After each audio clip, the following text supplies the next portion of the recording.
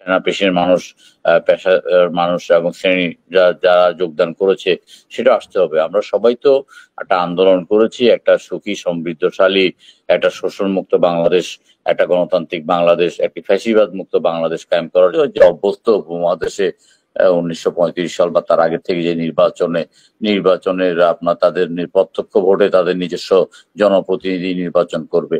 আমরা মনে করি যে পিয়ার পদ্ধতিটা বাংলাদেশের জন্য এই মুহূর্তে প্রযোজ্য নয়।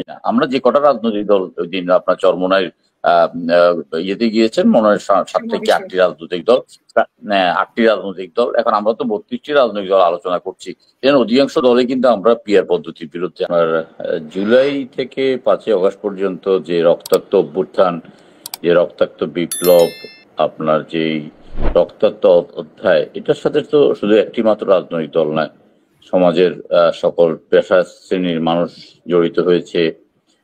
প্রায় সমস্ত রাজনৈতিক দল যারা স্বৈরাচারে পদলেহনকারী ছাড়া তারা যুক্ত হয়েছে, বিভিন্ন পেশাজীবীরা যুক্ত হয়েছে। সবাই মিলে যদি আমরা একটা ঘোষণাপত্র দিতে পারতাম তাহলে ভালো হয়, এবং আমরা মনে করি যে এটা এখনো সম্ভব।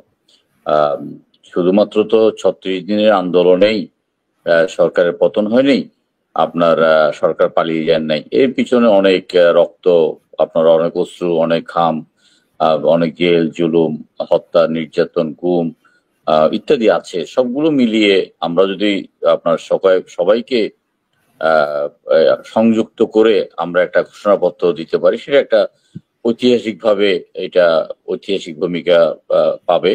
এবং আমরা এখন আশাবাদী, মানে সরকারের পক্ষ থেকে তো চেষ্টা করা হচ্ছে। আপনি জানেন যে জাতীয় ঐক্যমত্য কমিশনের ধারাবাহিক একটা আলোচনা সভা চলছে। সেখানে আলোচনা সভায় একটা আপনার সংবিধান সংশোধন সহ সংস্কারের নানাবিধ প্রস্তাব প্রতিদিনই আসছে, প্রতিদিনই কিছু না কিছু অগ্রগতি হচ্ছে। সেইখানে কি সবাই একমত হতে পারছে কিনা, মানে সেইখানে একমত হতে পারছে কিনা, আপনারাও তো যাচ্ছেন, একমত হওয়া সম্ভব কিনা? আসলে সব দলের সবকিছুতে একমত হওয়া সম্ভব কিনা? যে রাজনৈতিক যে না, সব দলের সব বিষয়ে একমত হওয়া সম্ভব নয়, এবং সেই জন্যই তো আলোচনা, একটা ঐক্যমতের চেষ্টা। এই ঐক্যমতের চেষ্টার মধ্যে দিয়ে অনেকেই তাদের অবস্থান থেকে সরে আসছেন, চেষ্টা করছেন, এবং একটা আমরা আশাবাদী যে মোটামুটি আমরা মৌলিক বেশ কিছু প্রশ্নে আমরা মানে ঐক্যমত্য পোষণ করতে পারবো। আর যেটা ঐক্যমত্য পোষণ করতে পারবো না সেটা তো বাদ দিয়েই আপনার একটা ঘোষণাপত্র আসবে। তার পরবর্তীকালে আমরা এখনো যে সময় আছে, এই সময়ের মধ্যে আমরা আপনার চেষ্টা করব আমরা জুলাই মাসের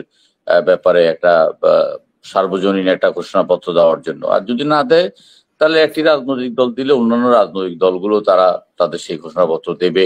সরকারের পক্ষ থেকেও হয়তো একটা ঘোষণাপত্র আসতে পারে অথবা চেষ্টা করা হতে পারে।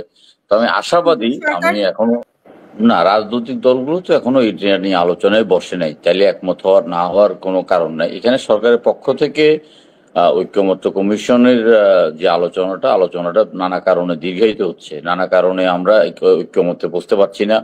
আমরা বেশ মাঝে মাঝে আমরা একটু হতাশা ব্যক্ত করি, কিন্তু তারপরও আমি মনে করি যে যেহেতু আপনার বেশ কিছু ব্যাপার নিয়ে আমরা আলোচনায় একমত হয়েছি, সংবিধানের 70 অনুচ্ছেদ অনুযায়ী আমরা একটা ঐতিহাসিক একটা সিদ্ধান্ত নিয়েছি। সংসদে এমপিরা দুটো বিষয় ছাড়া স্বাধীনভাবে তারা তাদের দলের বিপক্ষে ভোট দিতে পারবে, ইত্যাদি কিছু অগ্রগতি আছে। নারী আসন নিয়ে অগ্রগতি আছে, সংসদের উচ্চ কক্ষে গঠিত হবে এটা নিয়ে অগ্রগতি আছে। আপনার প্রধান বিচারপতি নিয়োগের প্রশ্নে আমাদের মধ্যে একটা ঐক্যমত্য হয়েছে। বেশ কিছু ব্যাপার নিয়ে আমাদের মধ্যে ঐক্যমত্য হয়েছে, তো আলোচনা চলছে। এই আলোচনার প্রেক্ষিতে জুলাইয়ের ঘোষণাপত্র একটা তৈরি করা এবং জাতির সামনে উপস্থাপন করাটা খুব বেশি আপনার জটিল কাজ বলে মনে করি না। আমি মনে করি যে একটা ধারাবাহিক আন্দোলনের মাধ্যমে গণ অভ্যুত্থানের একটা পটভূমি তৈরি হয়েছে। সেই ধারাবাহিক আন্দোলনে যার যে ভূমিকা ছিল, ইলিয়াস আলী গুম হয়েছে, ইলিয়াস আলী কথাটাও আসতে হবে। তারপরে যে 4 থেকে 5 হাজার ছাত্র যুবক 15 বছরে শহীদ হয়েছে তাদের নামগুলো আসতে হবে। তারপরে জুলাই আগস্ট মাসে যারা শহীদ হয়েছে তারা এবং তাদের যারা পঙ্গুত্ব বরণ করেছে তাদের ভূমিকাটাও আসতে হবে। বিভিন্ন মানে কি সেনা পেশির মানুষ, পেশার মানুষ এবং শ্রেণী যারা যোগদান করেছে সেটা আসতে হবে। আমরা সবাই তো একটা আন্দোলন করেছি একটা সুখী সমৃদ্ধশালী, একটা শোষণমুক্ত বাংলাদেশ, একটা গণতান্ত্রিক বাংলাদেশ, একটি ফ্যাসিবাদ মুক্ত বাংলাদেশ কায়েম করার জন্য।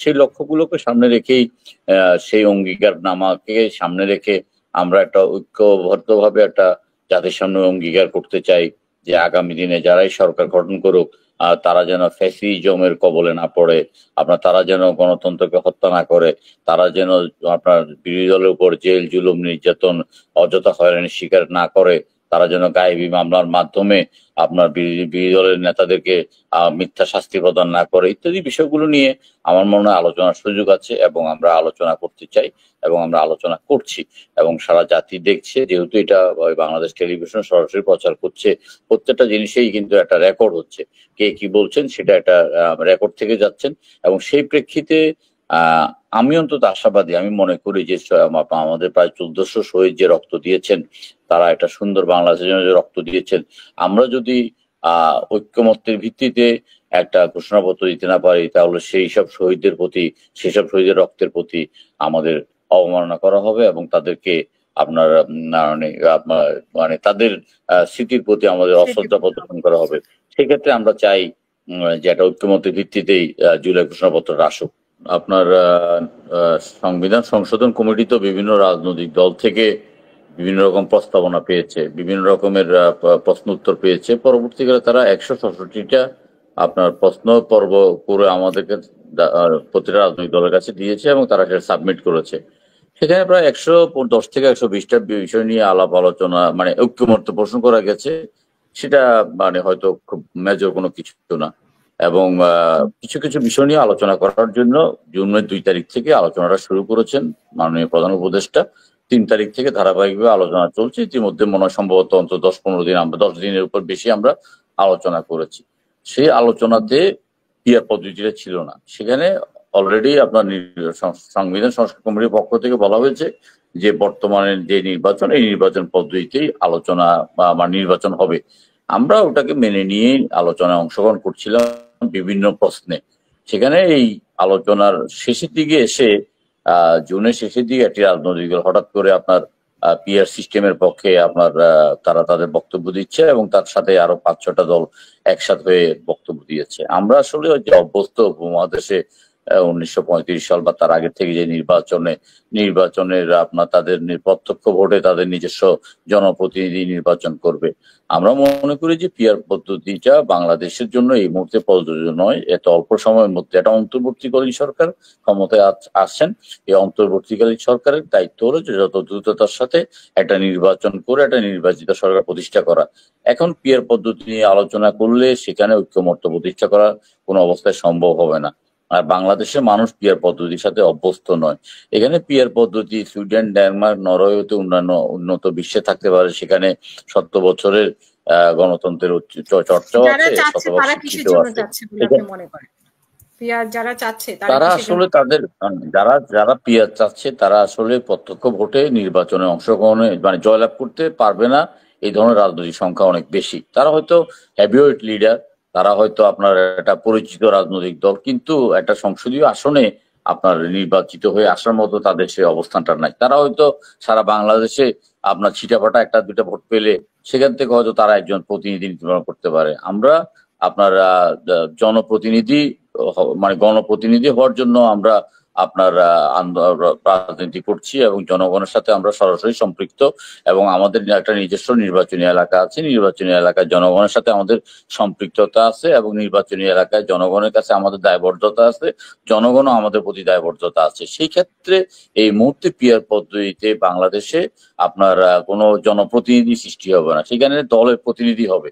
দল আপনার মনোনয়ন পায়, দল ভোট পাওয়ার পরে যদি নির্দিষ্ট সংখ্যক ভোট পায় তাহলে তারা হয়তো দল থেকে 1-2জন প্রতিনিধি দেবে, যে প্রতিনিধির নিজস্ব কোনো নির্বাচনী এলাকা থাকবে না, জনগণের কাছে কোনো জবাবদিহি থাকবে না, জনগণ কে তার প্রতিনিধি এটা জানতে পারবে না।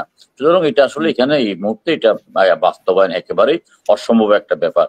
2-একটা রাজনৈতিক দলের হয়তো সারা বাংলাদেশে আপনার এবারে যে হয়তো কারো 500-700 ভোট থাকতে পারে নির্বাচন এলাকায়, কারো 1000 ভোট থাকতে পারে বা কারো 200 ভোট থাকতে পারে। তারা চিন্তা করছে সমস্ত ভোটগুলোকে এক করে যদি তারা একটা নির্বাচনে মানে সংসদে যেতে পারে। কিন্তু এটা আসলে বৃহৎ রাজনৈতিক দল হিসেবে বিএনপি সহ আমরা অনেকগুলো রাজনৈতিক দল আমরা এটাতে আমরা মানছি না। আমরা যে কটা রাজনৈতিক দল ওই দিন আপনার চরমোনাই ইয়েতে গিয়েছেন মনে হয় 7 থেকে 8টি রাজনৈতিক দল, 8টি রাজনৈতিক দল। এখন আমরা তো 32টি রাজনৈতিক দল আলোচনা করছি। অধিকাংশ দলে কিন্তু আমরা পিয়ার পদ্ধতির বিরুদ্ধে। আমরা চাই যে ডিসেম্বরের মধ্যে নির্বাচনটা চেয়েছিলাম, পরবর্তীকালে আপনার তারেক রহমান সাহেব এবং প্রফেসর ইউনূস সাহেব ফেব্রুয়ারিতে নির্বাচন গেছেন। মানে ফেব্রুয়ারিতে নির্বাচনটাকে প্রলম্বিত, ফেব্রুয়ারিতে নির্বাচনটা না হওয়ার জন্য অথবা নির্বাচনকে প্রলম্বিত করার জন্য নানাবিধ তো জাতীয় আন্তর্জাতিক ষড়যন্ত্র তো রয়েছেই। এই জাতীয় আন্তর্জাতিক ষড়যন্ত্র মোকাবিলা করেই আমাদেরকে নির্বাচনটা আদায় করতে হবে। দেখুন, আমরা 17 বছর ভোট দিতে পারি নাই, ভোটাধিকার প্রয়োগ করার জন্য একটা ফ্যাসিস্ট সরকারকে আমরা এখান থেকে হটিয়েছি। এখন এক ফ্যাসিস্টের বদলে যদি আরেকজন সরকার এসেও একদম ফ্যাসিস্ট কায়দায় নির্বাচনটাকে বঞ্চিত করে, জনগণকে তাদের রায় থেকে বঞ্চিত করে, জনগণকে তাদের গণপ্রতিনিধি অথবা তাদের শাসক নির্বাচনে বাধা সৃষ্টি করে, সেটা অত্যন্ত দুঃখজনক হবে। তবে আমার ব্যক্তিগত ধারণা যে আমরা ফেব্রুয়ারি মাসে নির্বাচনটা হবে। অনেকে অনেক রকম চেষ্টা করবে। এখানে কিংস পার্টি হয়েছে, কিংস পার্টির সহযোগী পার্টি সৃষ্টি হচ্ছে, উপদেষ্টাদের মধ্যে অনেকেই আপনার ক্ষমতার স্বাদ গ্রহণ করে ফেলেছেন। তাদের মধ্যে একটা ক্ষমতাকে অনেকদিন দীর্ঘায়িত করার একটা কামনা বাসনা থাকতে পারে। তো সবগুলো মোকাবিলা করেই আমরা তো ফ্যাসিস্ট হাসিনার বিরুদ্ধে 17 বছর লড়াই করেছি। লড়াই করে আমরা একটা প্ল্যাটফর্ম তৈরি করেছি, একটা রক্তাক্ত সোপান তৈরি করেছি। সে রক্তাক্ত সোপান পথ ধরে একটা গণবিপ্লব, গণ অভ্যুত্থান হয়েছে। সেই গণ অভ্যুত্থানে মানুষের স্বপ্ন হলো যে তারা নিজেদের ভোটে তারা যেন তাদের প্রতিনিধি নির্বাচন করতে পারে। সেক্ষেত্রে এখানে বাধা আসতে পারে, কিছুটা অনিশ্চয়তার দোলাচলে ঝুলছে, কিছুটা গুজব, কিছুটা চক্রান্ত, কিছুটা ষড়যন্ত্র, কিছুটা দেশে বিদেশি বিভিন্ন এজেন্ডা বাস্তবায়নের ষড়যন্ত্র এগুলো আছে। এগুলোকে মোকাবিলা করে আমাদেরকে আদায় করতে হবে এবং আমরা আশাবাদী যে ফেব্রুয়ারি মাসে আমরা নির্বাচন পেতে যাচ্ছি।